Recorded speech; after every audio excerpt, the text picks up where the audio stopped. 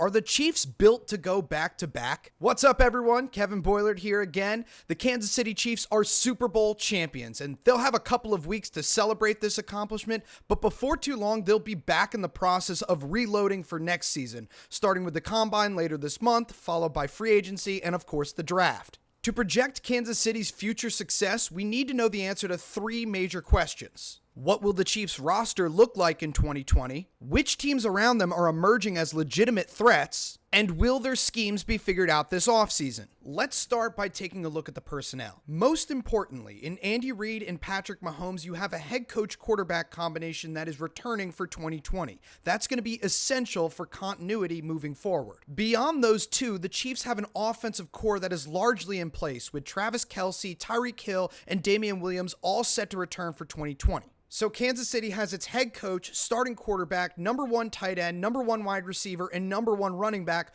all under contract and set to return next season. The only significant departure we may see on the offensive side of the ball in free agency is wide receiver Demarcus Robinson, but he had fewer than 450 receiving yards and only 4 touchdowns this year.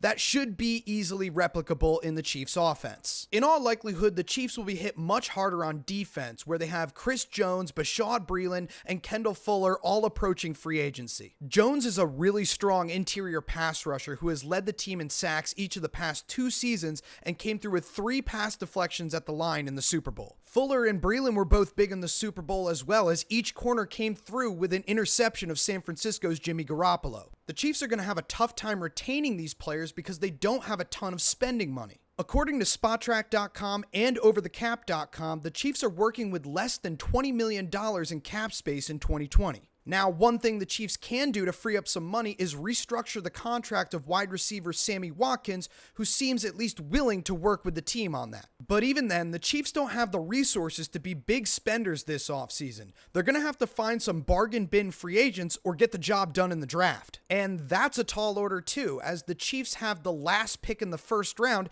and only 5 picks total in the entire draft. So the Chiefs clearly have some work to do this offseason to maintain that roster, but the good news is the AFC is wide open for the taking. The New England Patriots have dominated the conference and the league at large for the better part of 2 decades, but this year they made a first-round playoff exit, and now Tom Brady's future is in question. The dynasty could be starting to crumble. The Baltimore Ravens looked like they were ready to fill that void during the regular season, but league MVP Lamar Jackson has now hosted 2 home playoff games and has yet to win 1. The Chiefs have already made light work of the 2 best teams the AFC South has to offer, as they blew past the Texans in the divisional round and then took down the Titans in the AFC Championship en route to the Super Bowl. And finally, the competition closest to home in the AFC West, the Chiefs are in a category all their own. Kansas City is the only team in the division that finished above 500 last season, and looking ahead, the Chargers aren't committed to Phillip Rivers, the Raiders aren't committed to Derek Carr,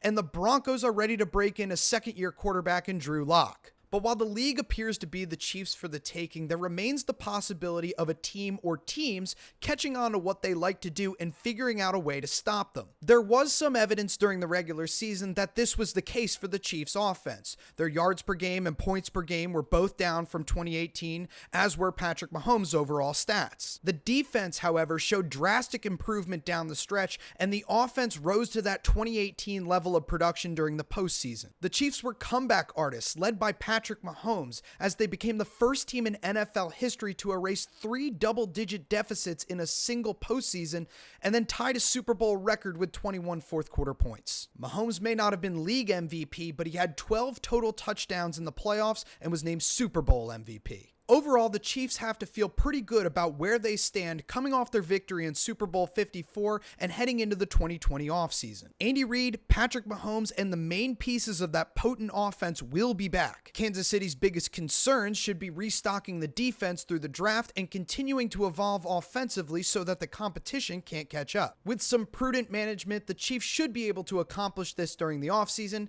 and that's why they currently have the best odds to hoist the Lombardi Trophy again this time next year. Thanks for watching, everyone. If you enjoyed this video, please remember to like and share it. Also, vote in the poll and leave a comment letting me know whether you think the Chiefs are capable of repeating as Super Bowl champs. That'll do it for today. Find me on social media and give me a follow. I'm Kevin Boylard. Catch you next time.